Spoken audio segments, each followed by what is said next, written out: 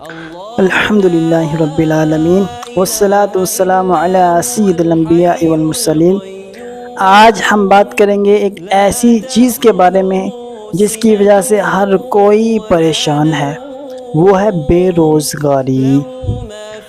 بے روزگاری ہمارے ملک میں اتنی بڑھ چکی ہے کہ ہر دوسرا بندہ اس کے اندر دکھائی دیتا ہے کہ وہ بے روزگار ہے، معاشی حالات ٹھیک نہیں۔ تو بعض اوقات لوگ کیا کرتے ہیں کہ اس بے روزگاری کے چکر میں وہ لوگ جو آج کل ڈھونگی بنے ہوئے ہیں ان کے پاس چلے جاتے ہیں، بعض اوقات پیسے بھرتے ہیں لیکن کوئی فائدہ نہیں ہوتا۔ تو میں آج آپ کو ایک ایسا وظیفہ بتانے لگا ہوں کہ اگر آپ اس وظیفے کو صحیح طریقے سے کر لیں گے تو انشاءاللہ بے روزگاری سے نجات ملے گی اور انشاءاللہ عز و جل حلال روزگار نصیب ہوگا۔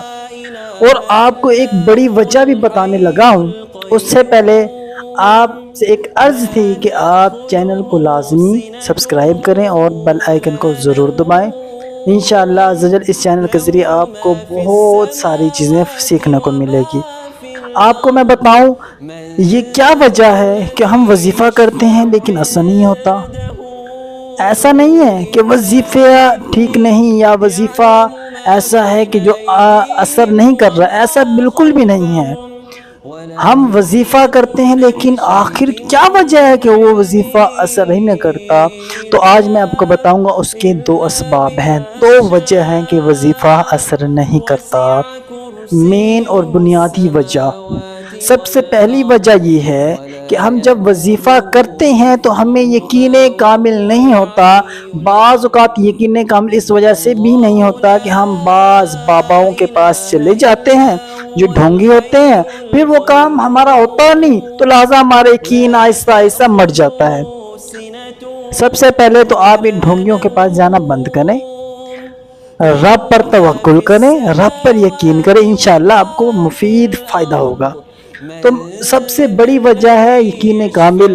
یاد رکھیے گا جب تک آپ کو یقین کامل نہیں ہوگا وظیفہ اثر نہیں کرے گا، آپ کے لیے راستے آسان نہیں ہوں گے۔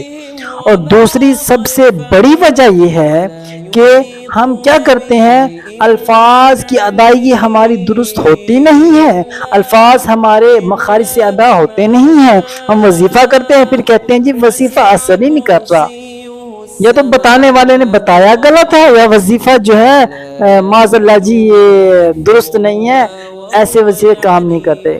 بتائیے رب کا نام ہو اور وہ اثر نہ کرے، ایسا ہو سکتا ہے؟ بالکل بھی نہیں۔ تو اس کا بہترین حل یہ ہے کہ آپ اپنے کسی قاری صاحب کو، عالم صاحب کو سنائیں، ان سے پڑھیں، انشاءاللہ فائدہ دے گا۔ چلیے اب چلتے ہیں اس وظیفے کی طرف، بے روزگاری سے نجات کا وظیفہ۔ وہ وظیفہ ہے یا مسبب الاسباب، یا مسبب الاسباب۔ اب یہ کرنا کیسے ہے یہ میں آپ کو بتا دوں۔ یہ کسی کمرے میں یا مسجد میں بیٹھ کر نہیں کرنا، یہ وہ وظیفہ نہیں ہے کہ آپ کہیں بھی کر لیں، نہیں، یہ وہ وظیفہ نہیں ہے۔ یہ وظیفہ اس طرح ہوگا کہ آپ کھلے آسمان، یعنی آپ کی چھت آسمان ہو، کوئی کمرہ یا مسجد کی چھت نہ ہو، کھلے آسمان کے نیچے آپ نے کھڑے ہونا ہے اور 500 بار یا مسبب الاسباب، یا مسبب الاسباب پڑھنا ہے، اور اول و آخر 3 مرتبہ درود شریف پڑھ لینا ہے۔